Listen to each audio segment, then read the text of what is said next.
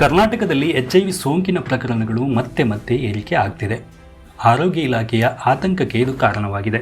ಸಾಮಾನ್ಯ ಜನಸಂಖ್ಯೆಯಲ್ಲಿ HIV ಸೋಂಕಿನ ಪ್ರಮಾಣವನ್ನು ಕಡಿಮೆ ಮಾಡುವುದಕ್ಕಾಗಿ ಹಲವು ವರ್ಷಗಳಿಂದ ನಡೀತಾ ಇರುವ ಪ್ರಯತ್ನಗಳು ಫಲ ನೀಡಿದ್ದರೂ ಕೆಲವು ನಿರ್ದಿಷ್ಟ ಅಪಾಯದ ಗುಂಪುಗಳಲ್ಲಿ ಸೋಂಕು ಹರಡುವಿಕೆ ಮುಂದುವರೆದಿರೋದು ಇತ್ತೀಚಿನ ಅಂಕಿಅಂಶಗಳಿಂದ ಬೆಳಕಿಗೆ ಬಂದಿದೆ. ಆರೋಗ್ಯ ತಜ್ಞರ ಪ್ರಕಾರ HIV ಸೋಂಕು ಸಂಪೂರ್ಣವಾಗಿ ಕಡಿಮೆ ಆಗಿಲ್ಲ.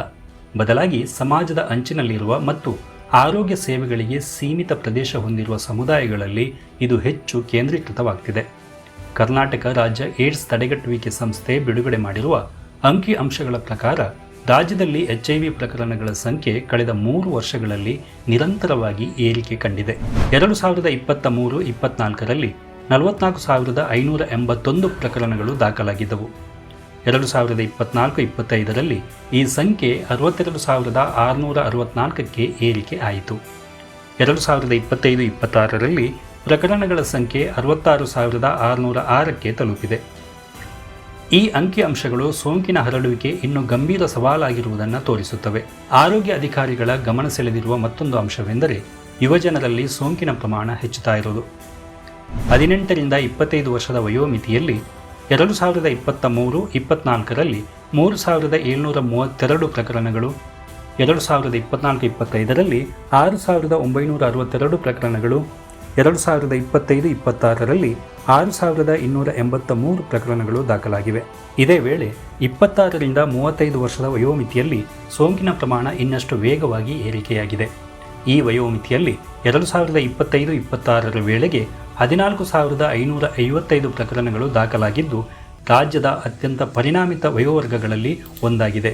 ಆರೋಗ್ಯ ತಜ್ಞರ ಪ್ರಕಾರ ಸಾಮಾಜಿಕ ಕಳಂಕ, ಸಮರ್ಪಕ ಆರೋಗ್ಯ ಸೇವೆಗಳ ಕೊರತೆ, ಜಾಗೃತಿ ಅಭಾವ ಹಾಗೂ ಆರ್ಥಿಕ ನೆರವಿನ ಕೊರತೆ ಪ್ರಮುಖ ಕಾರಣಗಳಾಗ್ತಿದೆ. ವಿಶೇಷವಾಗಿ 2025ರಲ್ಲಿ ಜಾಗತಿಕ ಮಟ್ಟದಲ್ಲಿ ಆರೋಗ್ಯ ಯೋಜನೆಗಳಿಗೆ ನೀಡಲಾಗ್ತಿದ್ದ ಅನುದಾನ ಕಡಿಮೆಯಾಗಿದ್ದರಿಂದ ಕೆಲವು ವಿಶೇಷ HIV ಚಿಕಿತ್ಸಾ ಕೇಂದ್ರಗಳು ಮುಚ್ಚಲ್ಪಟ್ಟಿವೆ. ಇದರಿಂದ ಪರೀಕ್ಷೆ, ಸಮಾಲೋಚನೆ ಮತ್ತು ಚಿಕಿತ್ಸೆ ಸೇವೆಗಳ ಮೇಲೆ ಅವಲಂಬಿತರಾಗಿದ್ದ ಅನೇಕರು ಸಂಕಷ್ಟಕ್ಕೆ ಸಿಲುಕಿದ್ದಾರೆ. ಹೆಚ್ಚುತ್ತಿರುವ ಸೋಂಕನ್ನು ತಡೆಗಟ್ಟುವುದಕ್ಕಾಗಿ ಆರೋಗ್ಯ ಇಲಾಖೆ ಕಾಲೇಜು, ವಸತಿ ನಿಲಯಗಳು ಹಾಗೂ ಖಾಸಗಿ ಕಂಪನಿಗಳಲ್ಲಿ ವಿಶೇಷವಾದ ಜಾಗೃತಿ ಕಾರ್ಯಕ್ರಮಗಳನ್ನು ಆರಂಭಿಸಿದೆ. ನಿಯಮಿತ HIV ಪರೀಕ್ಷೆ, ಸೋಂಕು ಪತ್ತೆಯಾದ ಕೂಡಲೇ ಚಿಕಿತ್ಸೆ ಆರಂಭಿಸುವುದು ಹಾಗೂ ಯುವಜನರಲ್ಲಿ ಸುರಕ್ಷಿತ ಆರೋಗ್ಯ ಅಭ್ಯಾಸಗಳ ಕುರಿತು ಅರಿವು ಮೂಡಿಸುವುದಕ್ಕೆ ಆದ್ಯತೆ ನೀಡಲಾಗಿದೆ.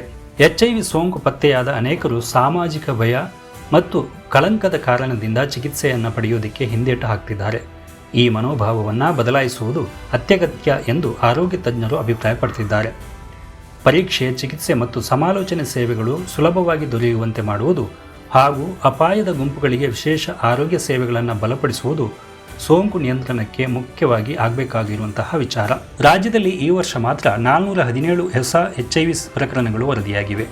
ಲೈಂಗಿಕ ಸಂಪರ್ಕದಿಂದ ಹರಡುವ ರೋಗಗಳ ಪೈಕಿ HIV ಇನ್ನೂ ಅತ್ಯಂತ ಹೆಚ್ಚು ವರದಿಯಾಗ್ತಿರುವ ಸೋಂಕಾಗಿ ಉಳಿದಿದೆ.